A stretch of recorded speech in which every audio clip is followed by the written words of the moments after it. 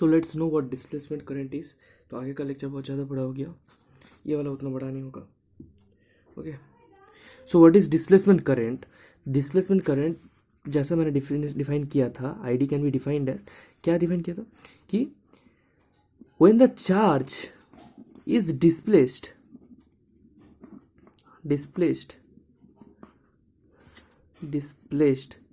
Bye, okay sorry छोड़ो इसको, definition को भूलो, थोड़ा रियलाइज करते हैं। आई डिस्प्लेसमेंट किसको कहते हैं? जब इस एक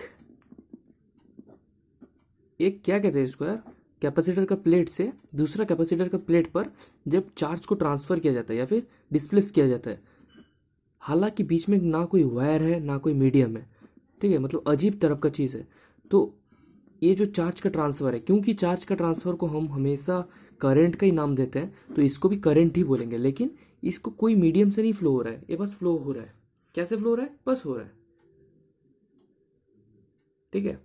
एक्चुअली कैसे हो रहा है अगर मैं बोलूं तो ये इलेक्ट्रिक फील्ड के चलते हो रहा है। ओके, तो उतना समझ में है। तो क्योंकि ये चार्ज का फ्लो हो रहा है, इसको इसलिए हम इसको करंट कहते हैं। तो इसका कुछ इंपॉर्टेंट चीज देखो, सबसे इंपॉर्टेंट चीज, it's not a real current, ठीक है। तो करंट क्यों बोलते हैं? सेकेंड पॉइंट वही है, as it creates magnetic field and, ठीक है, important, as it creates magnetic field and is responsible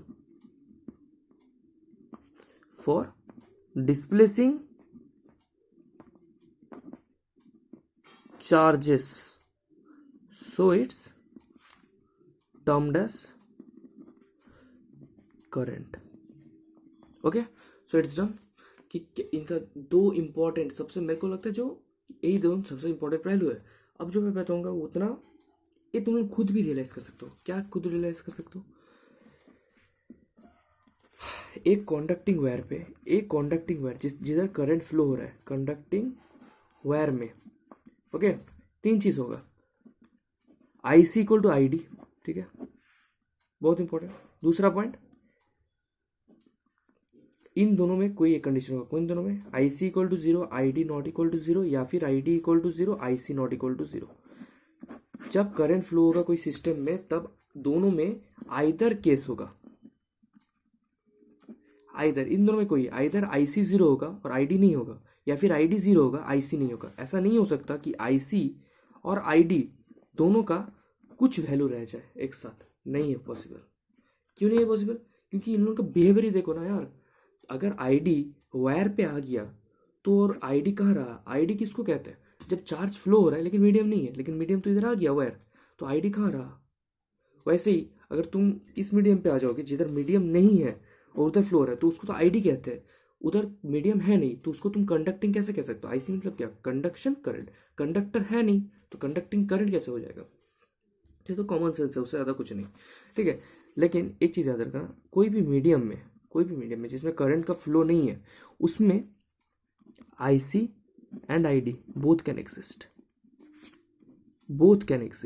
कैसे डिसाइड करेंगे ये कौन एग्जिस्ट कर रहा है? देखो, मैंने पहले बता दिया करंट नहीं है, इसलिए only because of that reason. Okay, तो कैसे डिसाइड करेंगे? इफ इट्स कंडक्टर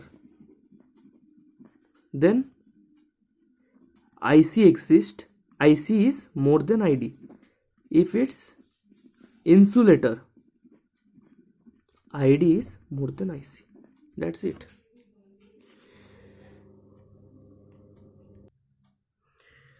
ओके, अब मैं जो वैल्यू बताने वाला हूँ ये है इम्पोर्टेंस ऑफ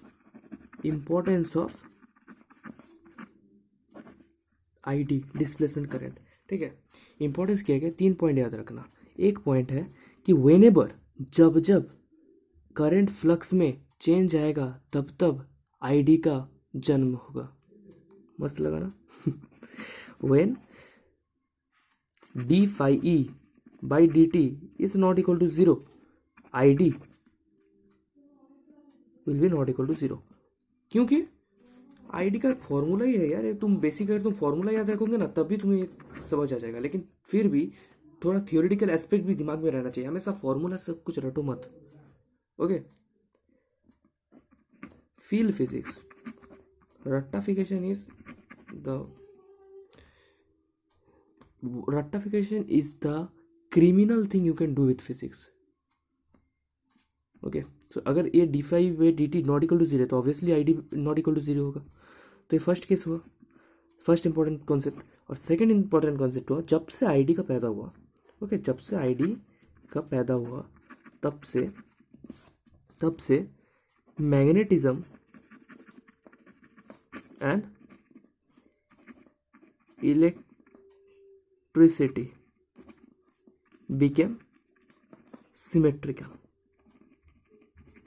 यानी कि मैग्नेटिज्म और इलेक्ट्रिसिटी को अलग नहीं देखा गया. ऐसा देखा गया कि मैग्नेटिज्म रहेगा तो इलेक्ट्रिसिटी बनेगा, मतलब मैग्नेटिक फील्ड रहेगा तो इलेक्ट्रिक फील्ड का पैदा होगा, इलेक्ट्रिक फील्ड रहेगा तो मैग्नेटिक फील्ड पैदा होगा. ये दोनों इंटर रिलेटेड कॉन्सेप्ट है और इसी कॉन्सेप्ट से पैदा होता है ई एम वेव्स का.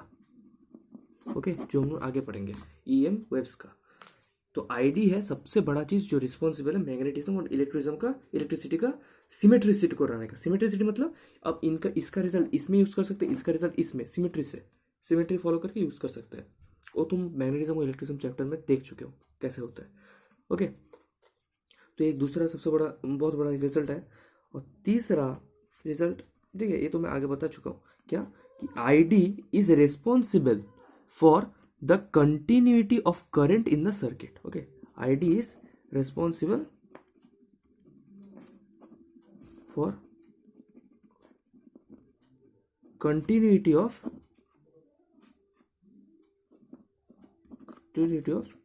flow of current in circuit. So you're done.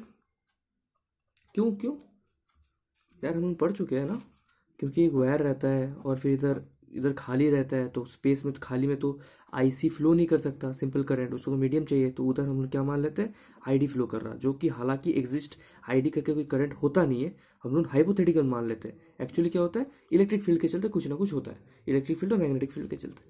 Okay तो यही हो गया. तो we are done with it. तो बेसिक सेंस हो गया. अब देखो ये जब हो गया ना, अब ईएम वेव पढ़ने का जरूरत भी नहीं है, खुद ब खुद तुम्हें अभी समझ में आ गया. अब बस हम लोग थोड़ा देखेंगे कि ईएमएफ होता क्या है. ठीक है तुम्हारे कॉन्सेप्ट को स्ट्रॉन्ग करने के लिए बेसिक आइडिया कॉन्सेप्ट सारा हो चुका है. ठीक है सो थैंक यू, मिलते हैं नेक्स्ट लेक्चर पे.